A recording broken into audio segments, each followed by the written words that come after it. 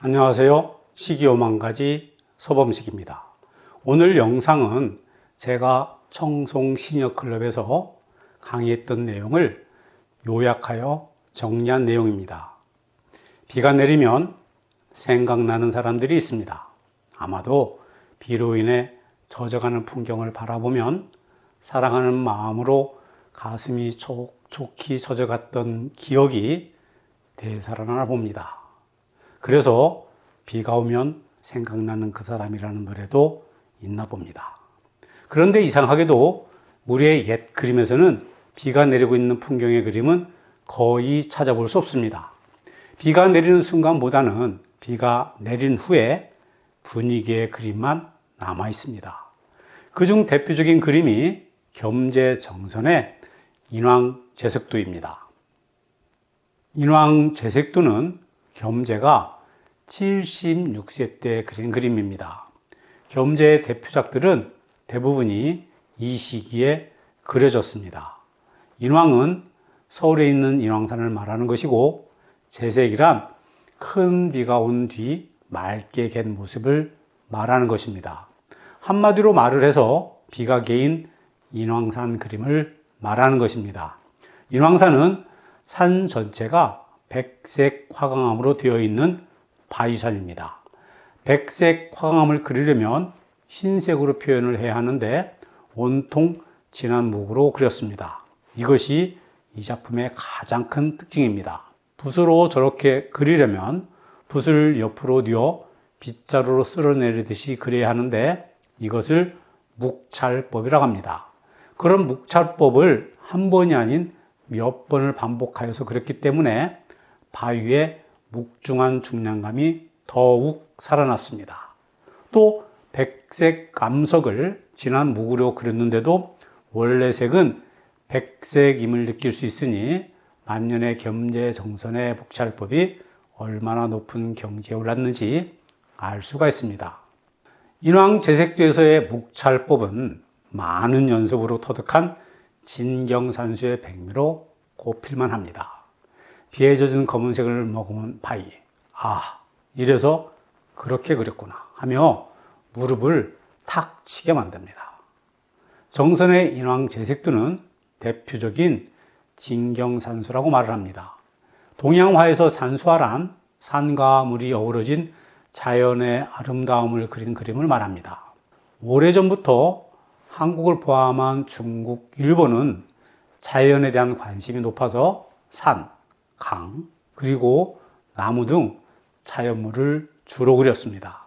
그러나 산수화를 그릴 때 실제 그림을 그리는 작가가 본 풍경을 사실 그대로 정확하게 그리는 경우도 있고, 작가가 본 산수에 작가의 생각을 넣어서 강조하거나 변화를 주어 그리는 경우도 있습니다.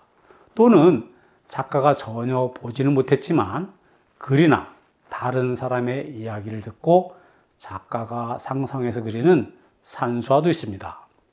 간단히 정리를 하면 자연 그대로의 모습을 가장 사실적으로 표현하여 그리면 실경산수화가 됩니다. 그리고 실경에다가 작가의 생각이나 이상을 더해서 그리게 되면 진경산수화가 되는 것입니다. 그리고 관념산수화는 작가가 실제 풍경을 보고 그린 것이 아니고 다른 사람의 시나 글을 읽거나 또는 이야기를 듣고 그 느낌을 그림으로 표현한 산수화인 것입니다. 이 그림에서는 이상하게도 인왕산 윗부분이 잘려져 있습니다. 그림을 설명하는 사람들 중에는 인왕산 정상의 윗부분을 의도적으로 과감하게 잘라서 산의 웅장함이 보는 사람으로 하여금 좁은 종이에서 벗어나 더 높게 뻗어나갈 수 있는 상상의 여지를 주고 있다고 말하고 있습니다. 하지만 이런 구도는 처음부터 의도된 것은 아닌 것 같습니다. 원래 이 그림이 잘려나간 상단에는 순조 때 영의정을 지낸 만포 심한지의 칠언절구 제시가 있었습니다. 심한지는 겸재의 그림을 좋아하여 그림을 소장하면서 그림과 관련된 시를 적어두었는데, 가난하여 심한지의 초상화가 없는 후손들이 초상화 대신 심한지의 글씨를 대신하여 제사를 지내는데 사용을 했다고 합니다. 그런데 후에 생활이 어려워진 후손이 어쩔 수 없이 그림을 다른 사람에게 팔아야만 했는데 조상의 글씨까지 팔 수가 없어 심한지의 글씨만 떼어내고 그림만 팔아 그때 그림의 상단이 떨어져 나갔을 것이라고 추정을 하고 있습니다. 그러나 이 말 중에 일부는 틀린 말입니다. 심한지는 1771년 정시 문과에 병과로 급제한 후 각종 요직을 두루 거치고 사도세자의 죽음이 정당하다고 주장하던 벽파의 영수로 군림을 했던 인물입니다. 명문가 심한지의 영정은 생전에 그려졌습니다.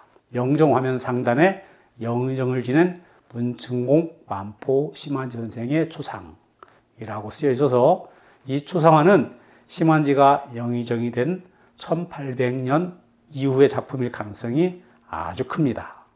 그래서 인왕제색도를 영정사진 대신 제사에서 사용했다는 것은 잘못된 말입니다. 인왕제색도, 이 그림을 보다 보면 시선이 어느덧 자연스럽게 우측에 있는 조그마한 집들로 모아지게 됩니다. 그림을 감상할 때 자연스럽게 시선이 모아진다면 그건 절대로 우연이 아닙니다. 분명 화가가 치밀하게 계산한 것이며 이것이 바로 이 그림의 주제이자 목적입니다. 그렇다면 저 집은 과연 누구의 집일까요? 이 작품의 관지에는 신민년 윤달 5월 하순이라고 적혀 있습니다. 신민년은 정선이 60년지기인 사천 이병년이 죽은 해입니다. 오주석 교수는 승정원 일기에서 이병년 사망 전후의 날짜를 확인하였는데 1751년 신민년 5월 19일부터 25일 아침까지 줄곧 비가 내렸고 25일 오후에 비로소 비가 완전히 개었다는 것을 밝혀냈습니다. 이것은 바로 인왕제색도는 이병현이 죽기 4일 전 25일에 비가 개인 오후에 그렸다는 것을 증명하는 것이고 기와집은 인왕산에 있던 사천 이병현의 집을 그린 것입니다. 바로 인왕제색도는 사천 이병현이 어두운 비구름이 개이듯 병이 나아서 저 당당한 인왕산처럼 다시 웅장하고 굳건한 모습으로 돌아오길 바라는 마음으로 그려낸 것입니다. 겸재가 사천의 집 주위를 수목들이 호위하듯이 빙 둘러 그려낸 것만 보아도 사천이 병을 이겨내고 당당한 소나무처럼 일어나기를 바라는 겸재의 마음을 잘 알 수가 있습니다. 조선시대 북촌은 잘 사는 사람들이 모여 살던 곳입니다. 지금으로 말을 하면 강남의 압구정동과도 같은 곳입니다. 그런데 소나무로 둘러싸여져 있고 그리고 집이 세 채밖에 없을 리가 없습니다. 많은 집들이 과감히 생략이 되었고 그리고 소나무가 집을 에워싸듯이 있는 것은 정선의 마음입니다.